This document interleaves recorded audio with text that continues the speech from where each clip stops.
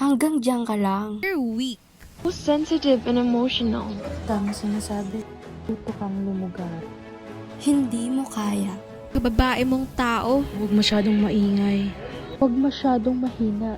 Huwag masyadong mataas ang lipad. Huwag pa sexy. Babae kasi. Babae ka lang. Teka, bakit nga ba natin pinapakinggan ang mga to?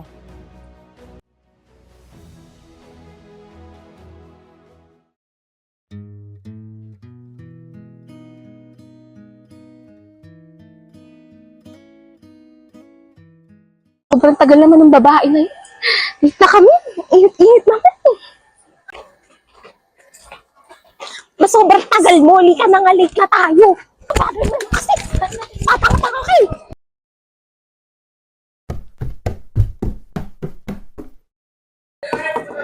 Good morning, ma'am. Sorry we're late. May we come in po. O ano, late na naman kayong dalawa. Sabi sa'yo, late na tayo. Oo nga, oo nga. Thank you po. Lika na. O ikaw naman, Catherine, bakit ka nakatulala dyan? Alam ma'am, hindi po. Naisip ko lang po, ibang-iba yung mga kababaihan sa noon at sa ngayon. Since curious pala kayo, then I have an idea for your final term requirement. Everyone, you'll be doing a film project about nationalism. Kayo na ang bahala kung paano niyo siya maipapakita. Di ko naman niya magagamit sa accounting. Wala naman akong paki dyan. Girl, you shouldn't think like that. History isn't just a random subject. Part yan ng identity natin. It literally shaped who we are today.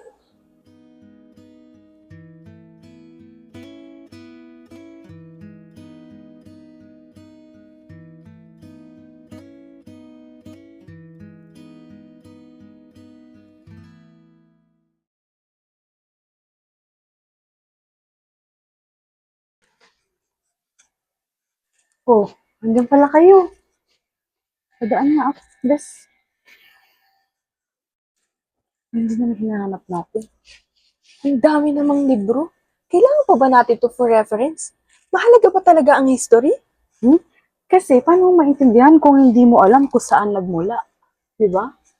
Purpo ka dyan. Love it.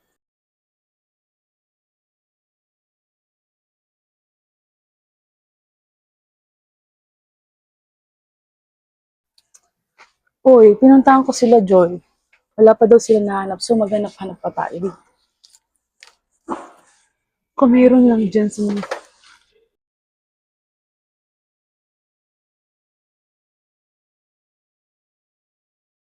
Ano kaya to? Mukha siyang journal pero parang luma na. Tara, tingnan natin, pakita natin sa kanila.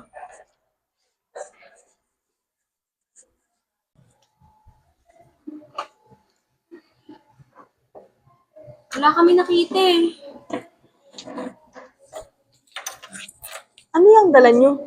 Oo nga, ano yan? Parang diary pero sobrang luma na. Wala naman siguro masama kung bubuksan natin yung loob. Bubuksan ba natin? Wala kasing pangalan. Baka may maghanap. Oo nga, baka nasa loob din yung pangalan ng may-ari. Sige na, buksan nyo na yun. Kami na.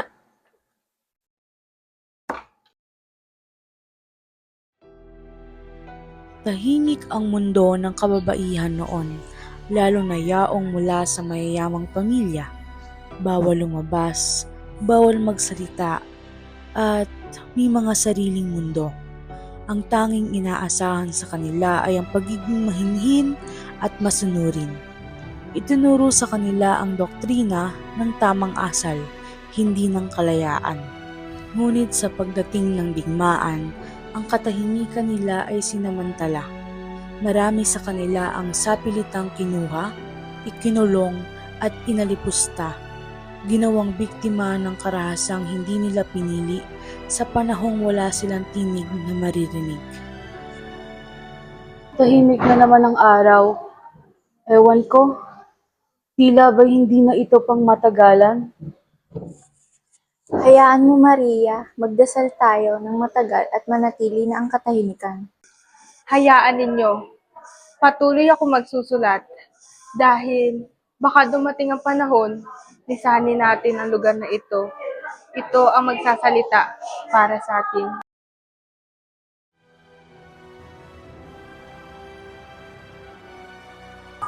Mga binibini, totoo ang balita. Dumating na ang mga Hapones.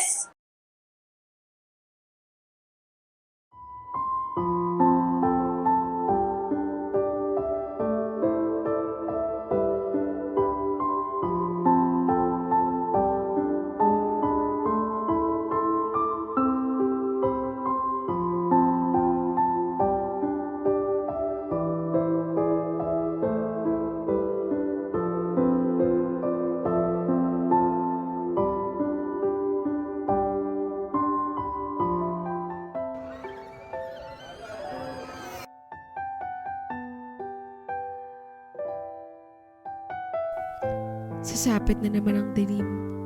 Parating na naman ang mga demonyo.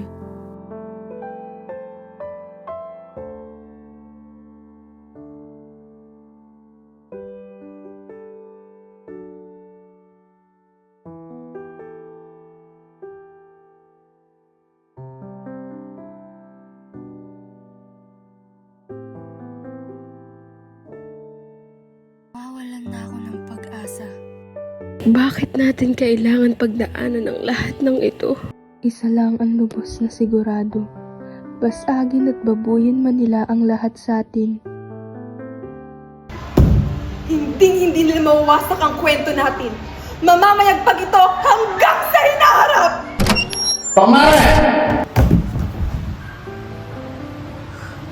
Catalina! Catalina! Catalina! Catalina! Naway ang mga susunod na henerasyon ay mamuhay na may layang tunay, hindi pansamantala, kundi panghabang buhay. Pumili ng landas na bukal sa loob at lumaban ng patas para sa pag-ibig sa bayan at dangal. Magsalita hindi lang para sa sarili, kundi para sa mga tinig na pinatahimik ng panahon. Naway malaman ninyo na nilaban namin hanggang dulo, ngunit hanggang dito na lang. Paalam. Nagmamahal, Luisita. Grabe, ang lalapan ng mga pagdaanan ng mga babae noon. Kaya nga, totoo. Ay, kung ako siguro hindi ko carry. Gosh. Students, wala ba kayong balak umuwi? Malapit na magdilim, kayo na lang din ang tao rito. Magsasara na rin ang library. Hindi na natin namalayan ng oras. Masyadong nakuha ng diary niya ng atensyon natin. Well, worth it naman. Tara na guys.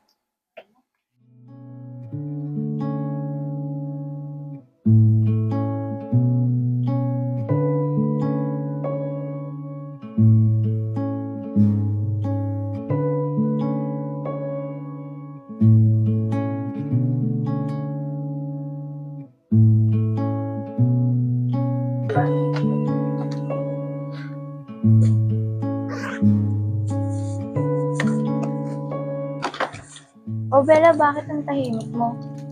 Wala lang. Feeling ko kasi naranasan ko din yung mga naranasan nila. Hay, kung iisipin natin, parang ang gaan-gaan pala ng buhay natin compared to what they have been through. Kasi, ang dami nating privileges ngayon. Ang dami din nating choices. Pero minsan kahit may boses tayo, hindi pa rin natin ginagamit. Samantalang sila, nilaban nila kahit alam nilang dihado tayo sa dulo. Sinabawi ko din na pala na wala akong pakisaysuri. Reminder naman siya sa akin na ang swerte natin dahil may karapatan tayong gawin yung mga gusto natin yan. Kaya nga, di ba, gawin natin yung film with the heart. Para ma-remind din tayo kung gaano kahalaga ang meron tayo ngayon. Hindi lang dahil requirement natin siya para sa final term. Kaya sana, hindi lang natin gampanan ang buhay nila. Pakinggan at matuto rin tayo sa mga pinagdaanan nila. Ngayon na namulat na ang ating mga mata, sana'y wag na natin muling ipikit pa.